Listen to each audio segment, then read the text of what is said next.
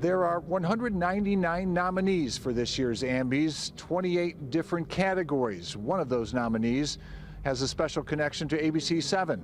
My friend Suzanne Rico, who discovered a deep, dark secret about her family's history.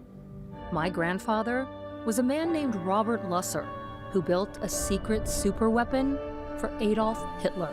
Longtime ABC7 viewers may remember Suzanne Rico from her time as a reporter and anchor here in the mid-1990s. But what even she didn't know back then was her family's history and connection with Adolf Hitler. It was her mother's dying wish that Rico and her sisters finish the family memoir she had begun. But Rico never realized where it would lead. Well, you know, after 30 years of telling other people's stories, I found one of my own families that I wanted to tell. I just never realized it was going to go as deep and dark as it did. Rico's 9-episode podcast, The Man Who Calculated Death, has brought to light the story of Robert Lusser, one of Adolf Hitler's top scientists, who's credited with creating the world's first cruise missile. Actor John Cryer is the executive producer. She really confronted her grandfather's complicity in all this and confronted the very darkest parts of the story, which are incredibly dark. Their work is up for Best Independent Podcast at the AMBIE Awards tonight in Chicago, the Podcast Academy's annual celebration of the best in the format. If you are a new podcast listener, if you're a long-standing podcast listener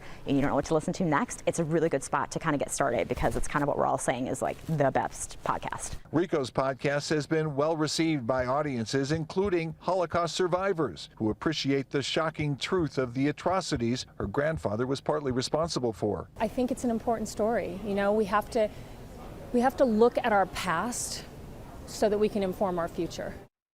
This year's AMBIES are streaming live on Amazon Music's Twitch channel. The show starts at 6 o'clock.